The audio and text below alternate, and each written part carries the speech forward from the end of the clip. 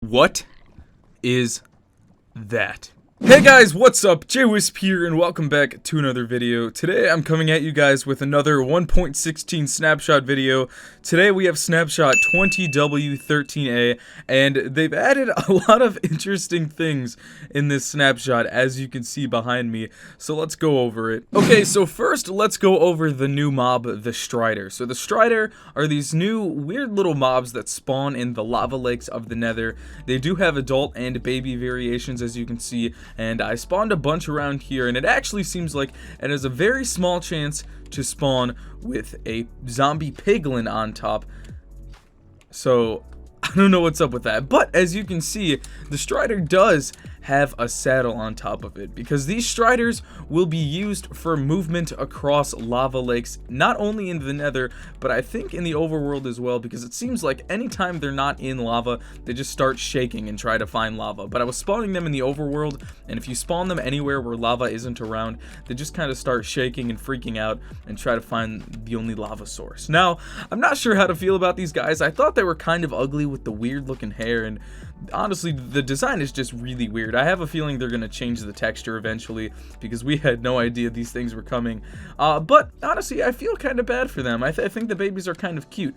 If we actually put a splash potion of fire resistance here and head into survival, you can see that they're not hostile. They'll just kind of chill. They'll check you out, and they actually won't hurt you. You can punch them, the adults, they won't hurt you.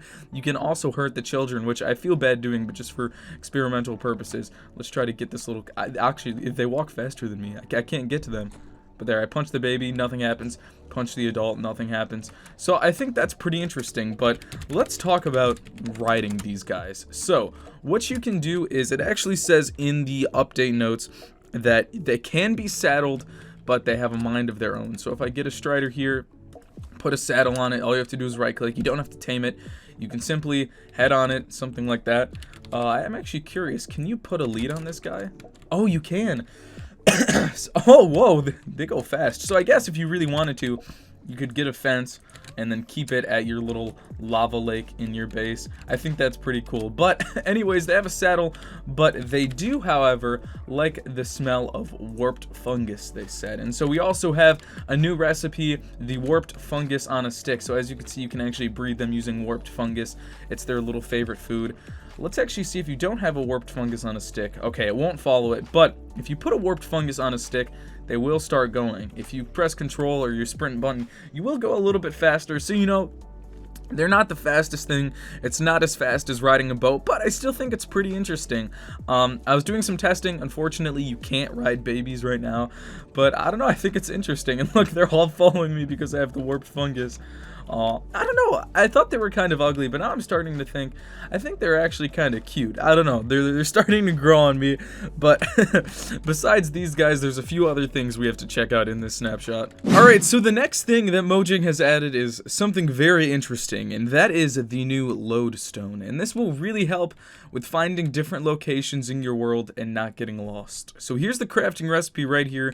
You have one netherite ingot in the middle, and then chiseled stone bricks all around, and it gives you one lodestone. Now, along with this, there's also a new item called the lodestone compass. So if I just get a few compasses in my inventory here, what happens is when you click on a lodestone, it binds your compass to that lodestone, and it will always point towards it. So as you can see, those compasses in my second and third slot right there on my hotbar are both tied to the same lodestone.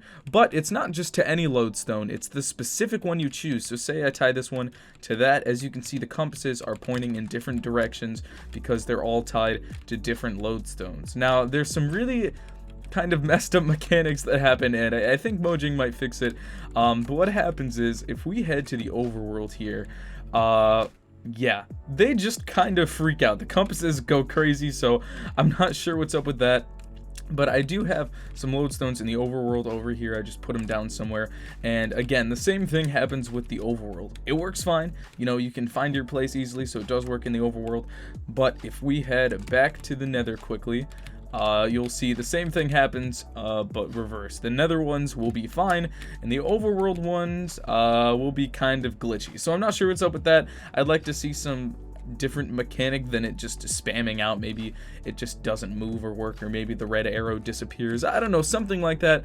But I think this will be very useful because I'm that person that I do two different things. I either keep a book on me where I write the coordinates of all the important things in my world. For example, you know, there's a village here, or my spawn point is here, or maybe my town, or, you know, if I find a dungeon, if I find a cave, a mine shaft, you know, anything like that, anything of significance, a witch's hut, anything crazy, I usually put coordinates in a book, or I simply write coordinates in chat for later use. But now all you have to do is craft a compass, which compasses are pretty cheap. You pretty much just need some redstone and some iron and you'll be okay. And also craft a lodestone. Now, a lodestone might be kind of expensive to start putting all around your world because you do need that netherite ingot, but it's only one ingot, so I don't think it's that big of a deal.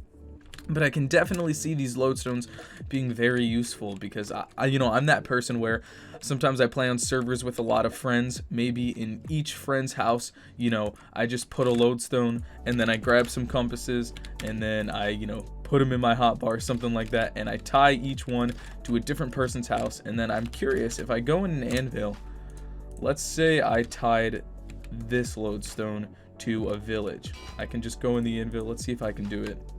Yeah, it'll let me do it. So I can just type it village and boom, I know where my village is. Or say, hey, this one is a mine shaft. Just name it mine shaft and you know where your mine shaft is. So I think that's a really cool mechanic. I like how this works. Again, I think it's a little bit expensive because you do have that netherite ingot. So it's not something you're going to be using all the time, especially in the early game. You'll probably be using it late game. But I don't know, let me know what you guys think. Do you think it's useful? Do you think people are actually going to use it? Or do you think people are going to just stick with writing coordinates in a book or something like that? Because then again, a book is a lot cheaper, or you can simply memorize the location of something, you know, what direction it is from your house. It's not like it's going to get you there faster using the lodestone. It's just going to show you what direction the place is in. Alright, so besides the lodestone and the strider, there's a few other small changes. The first is that basalt is formed when lava flows over soul soil next to blue ice, but I can't seem to get it to work. Here I have blue ice next to soul soil, and I make lava flow over it, and I can never get it to form. Maybe it's only in the nether, but I tried it once and couldn't get it to work. Anyways, besides that, two other small things. Villagers can now compost extra seeds when they have them to get bone meal, which I think is pretty cool. And Mojang also made further changes to water mechanics so that AFK fishing farms officially no longer work. In the last snapshot, they tried to do some things to get it to not work, but the fishing farms, as we know them, do not work. For a fish to be able to spawn and actually work, there has to be a hook in the water. The only block that can be above the water can be a lily pad, and there's a few other changes where it has to be a source block for a fish to form, and a few other things. I'll leave all the notes in the description.